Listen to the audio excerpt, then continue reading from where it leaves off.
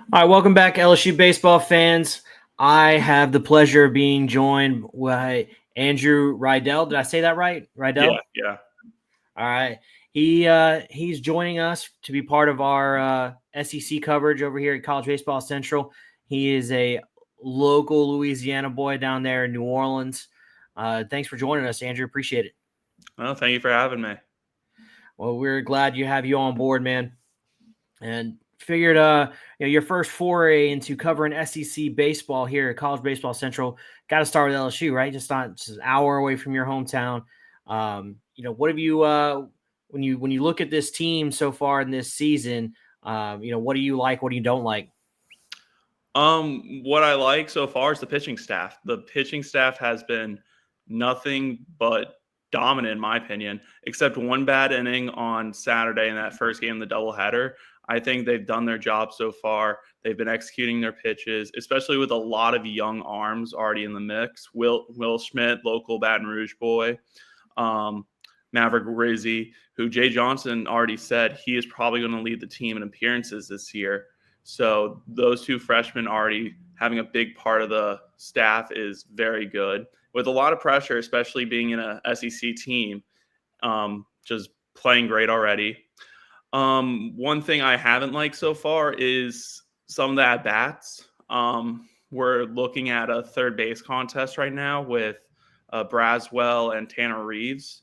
That it looks like we're going to keep having this competition for the next couple of weeks. With hopefully tonight we see one of these two like start a streak or something.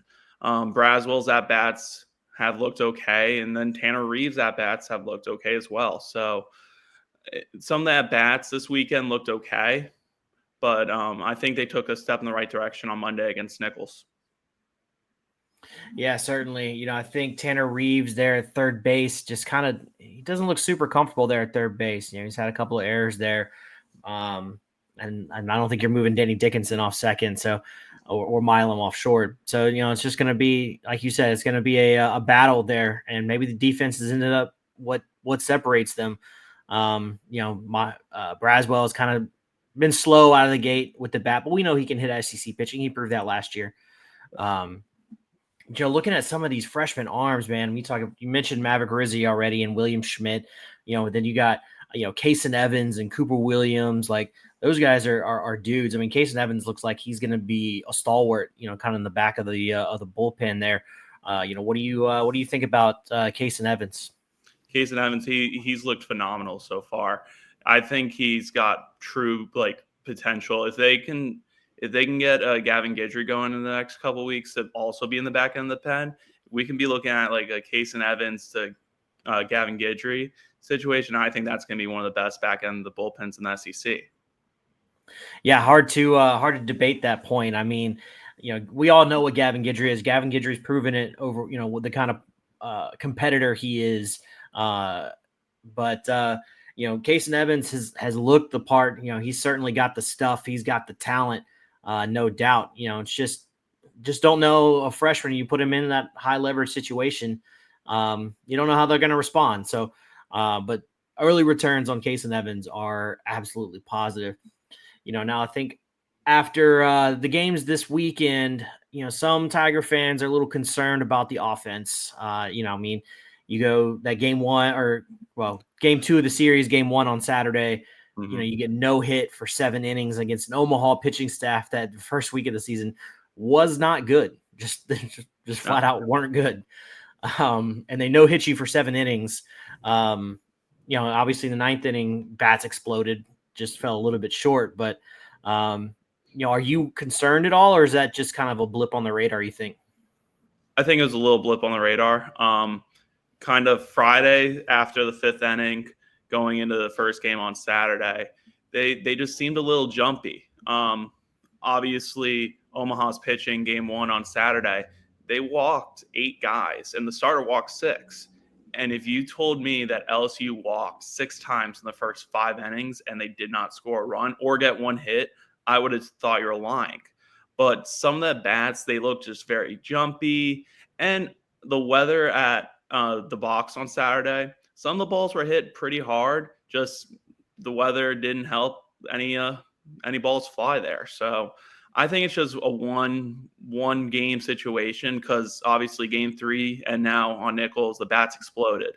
So I'm not that worried yet, but if we see a little struggle here tonight and going into this weekend, I think we should maybe start putting on some high alerts. Yeah, this weekend is definitely going to be the real test, starting tonight with Dallas Baptist. But yeah, I agree with you that, it's maybe a little early to hit the panic button on the offense.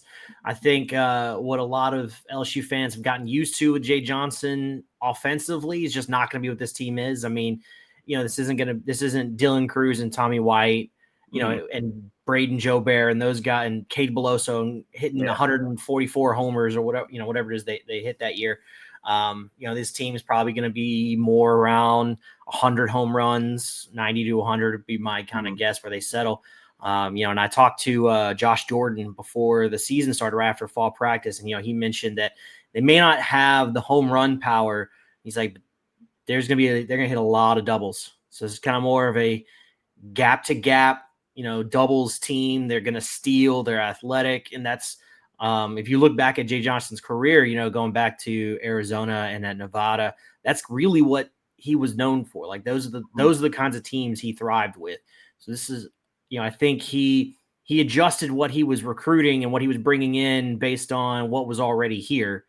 With the power and bringing in guys like Bear Jones, to hit more, and Tommy White and bringing those big power bats. But I don't think it's the kind of ball that Jay Johnson really wants to be. I think this team is an example of what he wants his offenses to be. So when you mentioned, Dallas Baptist, we got Dallas Baptist tonight. What are you looking for out of the Dallas Baptist Patriots? So DBU, obviously one of the more premier mid-majors the last decade since they've really gone into D1 baseball. Their pitching staff's always been phenomenal. The starter they're bringing out tonight, I forgot his last name. It's Ryan Boomberg, I think. They're starting him. He threw last week against UT Rio Grande, and he went 3 strong innings. I think he was on a pitch count probably around 60 pitches. I wouldn't expect that tonight. Maybe bump it up to 80 pitches. That pitching staff's usually very good. That 9th inning against UT Rio Grande last week, not good. But again, it's 1 inning in a whole week. This past weekend, they took care of business. It's a very good pitching staff with a lot of veteran arms and a lot of guys they can bring in and transfer and just instantly make an impact. Same with the lineup. It's a lot of quality at bats they have, and they take care of business every year. Yeah, there's one name that LSU won't see tonight, but is a familiar name to LSU fans, Micah Bucknam, who's in their weekend rotation, who's been really good for them in the weekend rotation for them. So, shout out Micah Bucknam. But yeah, you mentioned that Rio Grande Valley. I mean, people may look at that score and be like 15-5. Oh my God, they got blown out. And they were leading going into the 9th inning. Yeah. And then just, I don't know, complete collapse in the 9th inning, that you mentioned. So, yeah, I wouldn't count on that. I wouldn't count on that as being a strategy to beat DBU. Have that happening again. But we're getting into this weekend, looking at who you got K-State, you got Sam Houston, and oh my God, the third team, Nebraska. Yeah, coming into this weekend. So what are you looking for out of the Tigers against their first real Power 5 competition? The bats. I mean, I'm not really worried about pitching. I did see that Jay Johnson said last night he is looking to see whether Ianson will go game 2 or game 3, depending on what happens, because both Shores and Ianson threw on Saturday last week. I'm not worried about pitching. The bats, I want to see better at bats this weekend, especially against Power 4 pitching now.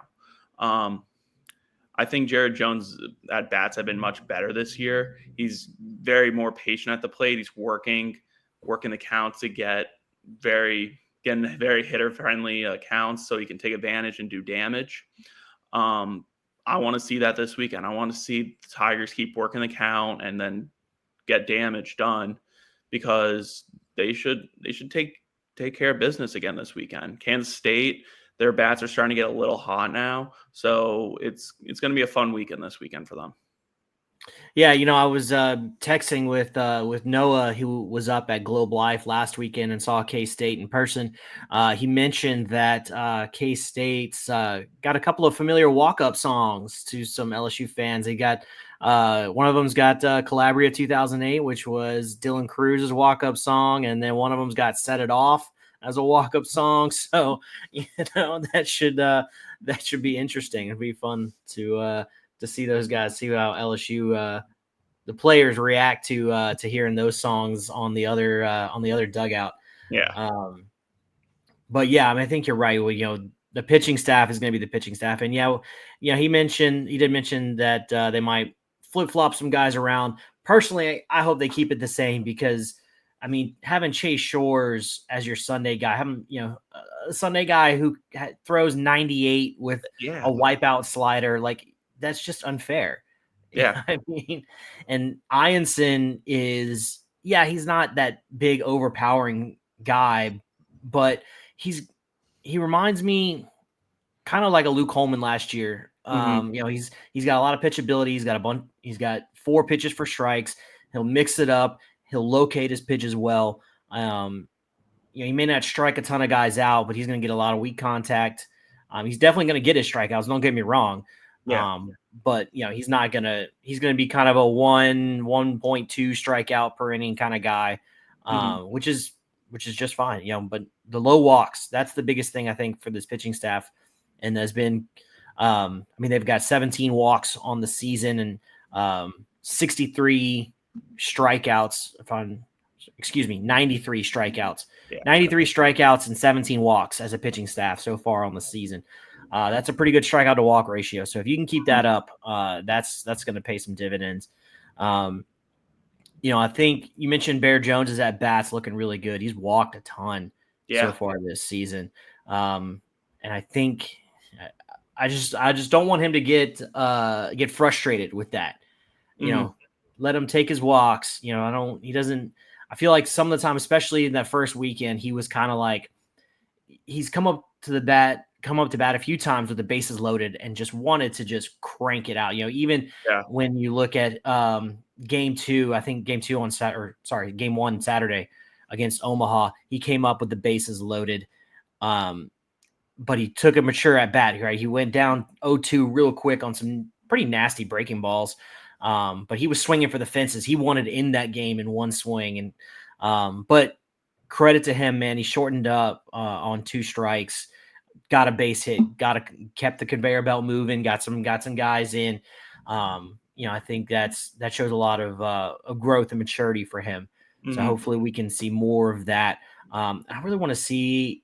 I really hope that Jay Johnson puts more of Danny Dickinson behind Jared Jones. Yes. I mean, I think that's the guy. I mean, he's your leader in RBI. And if you're gonna put Jared Jones on base, if you're not gonna pitch to Jared Jones, you got to make it hurt. Yeah. Danny Dickinson's not gonna be a 20 home run guy. I mean, he wasn't even a 21. I mean, he had 18 last year at Utah Valley. Yeah. And let's be real, he's not gonna hit 18 here at LSU this year. But if he could hit 12 to 15 home runs and just be an RBI machine right there behind Jared Jones, I think that's hugely valuable. I think Monster Milam, he's really come on the last few games. He had a really slow first weekend. Didn't look good first weekend of the season, but he's come on.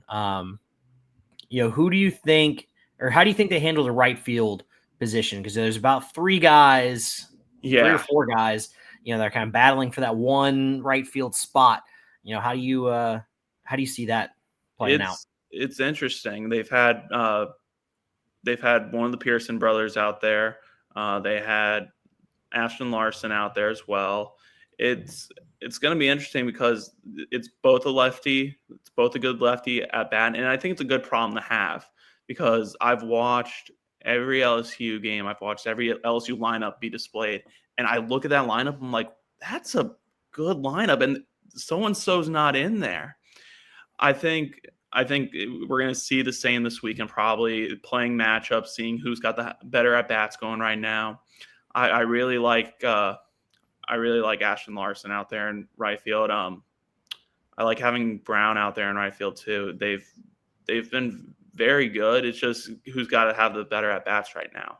Same at third base. Same with Braswell and Reeves. Who you can have be at the top of the lineup, like you were saying with Dickinson. You got to have someone up there at the top of the lineup that's going to get on base consistently.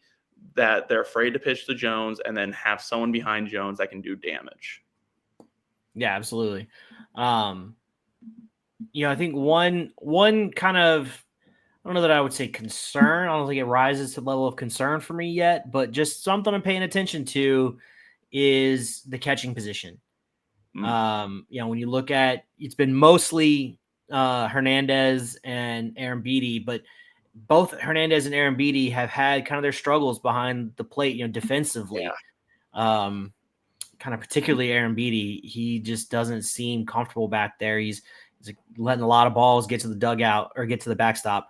And Hernandez has had some of that same issue, and just balls popping out of their mitt. Just kind of stuff you don't really want to see. Who do you think should get the majority of opportunities right now between those two guys? Personally, I think it should be Hernandez.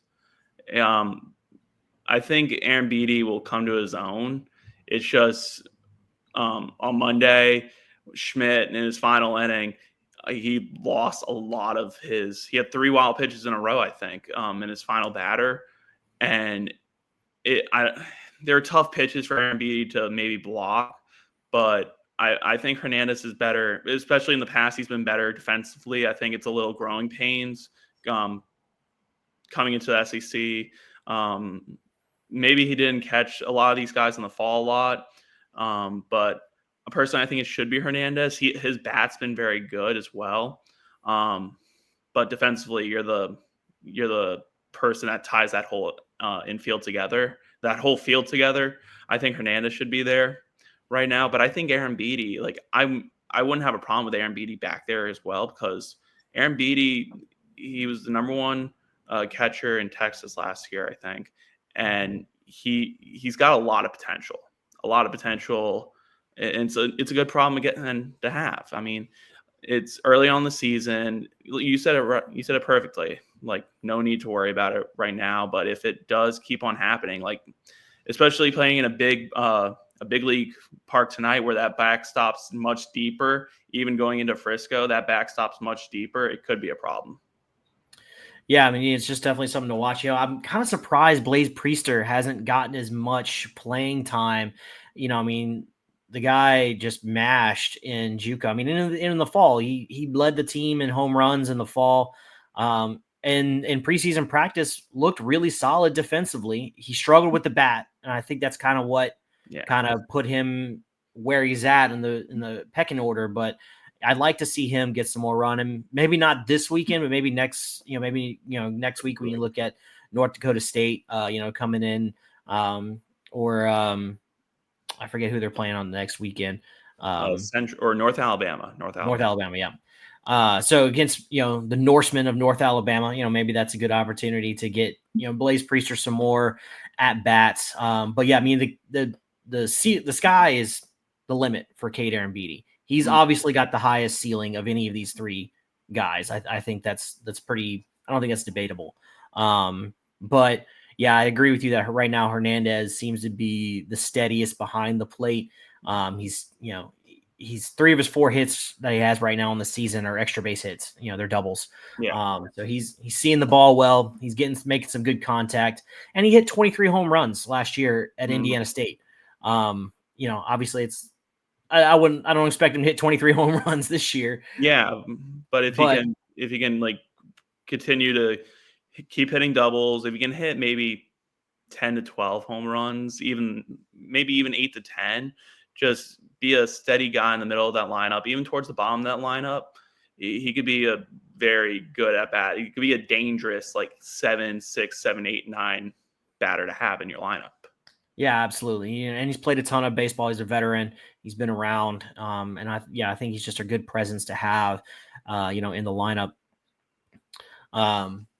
Well, man, I'm looking forward to watching these games this weekend. I don't know about you, but Yes, you I got am. a prediction over the next 4 games. What do you think the record is after these next 4 games? Um, Personally, I hope 4-0. I think they will go 4-0. I have a lot of confidence in this pitching staff, and I am believing in these bats to just keep on heating up as the week goes. I'm not quite as confident as you. I think they drop one. I don't know which one it's going to be, but I just feel like they're just going to drop one. They Mhm. seem to always kind of do that in these tournaments every year. So I think they'll drop one, but 3-1 coming out of this weekend. If you got only 2 losses, and as your on your one loss on your one road trip that Jay Johnson takes, in the pre-conference. I think you're sitting pretty well. So, but I appreciate you joining me. I'm sure we'll do this again. Perfect. Thanks, man. We'll catch everybody later.